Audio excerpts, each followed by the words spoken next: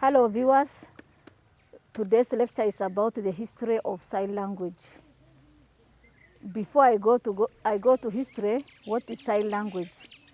Sign language is a visual gestural language used by the deaf.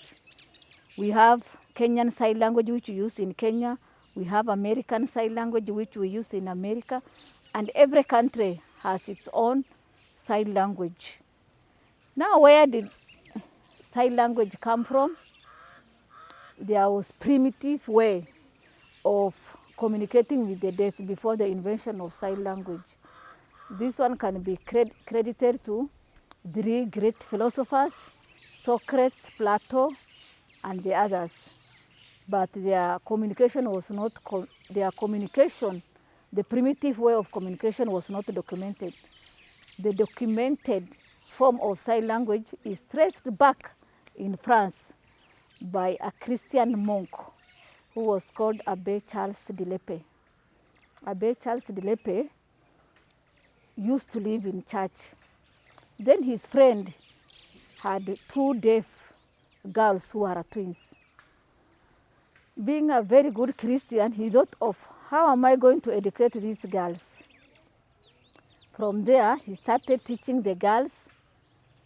One day, he walked in the street of France and he observed the deaf, their signs. It was crude.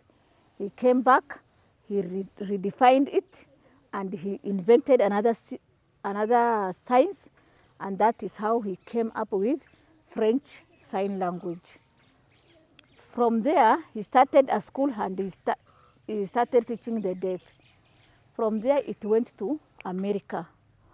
Who took it to America? It was a man who was called Thomas Hopkins Gallaudet. Gallaudet, just like de l'Épée, he was walking, and then he saw a deaf girl. The other children were playing. The child was so silent. She was lonely.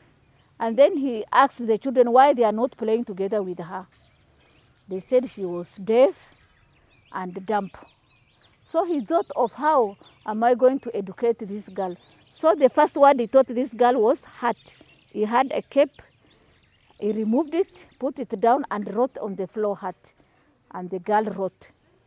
From there, he said, oh, so the deaf can also be educated. So that simple interaction with the deaf girl made him to change his career. He traveled all the way to France. From France, he learned sign language of the French in de l'Épée's school. He was his student. He stayed there for a while learning the signs. And then, together with one of the best teachers, who was called Abbé Sicard, he traveled to America. And then in his home estate, Hartford, Connecticut, he started the first school for the deaf, and the deaf girl was his first student. From there, the students came from all the states of America, learned it in his school, and then spread all over. And that is how the deaf schools were started, and that is how sign language spread. There is a university in Washington, D.C., which is named after this great man. Let's come to our country in Kenya. In Kenya, sign language is also as early as history. Deaf schools have started in late 50s and early 60s. So there's this man who is called Michael Rumo. He traveled to America, and then he got his PhD degree in Gallaudet University, and then he came back to Kenya. He advocated for the use of signed English, signed exact English, and sign language in the education of the deaf.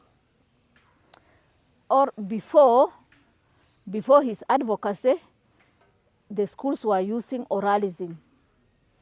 And he saw this one was not fit for the deaf. He advocated for the use of Kenyan Sign Language. Then residential school for the deaf, units for the deaf were started.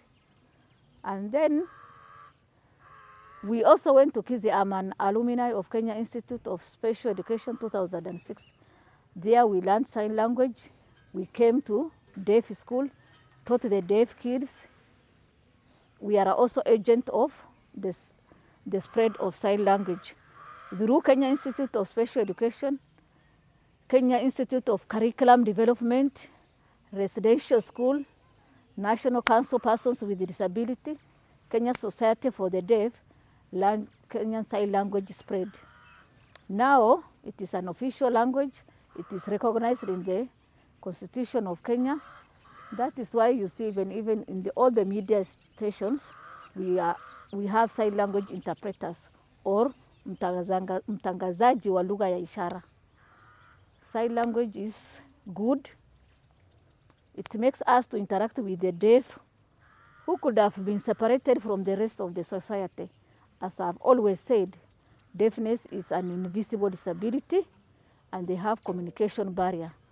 But sign language removes this invisible disability. Let's all embrace it. Sign language is the language of the deaf, but also the hearing, we use it.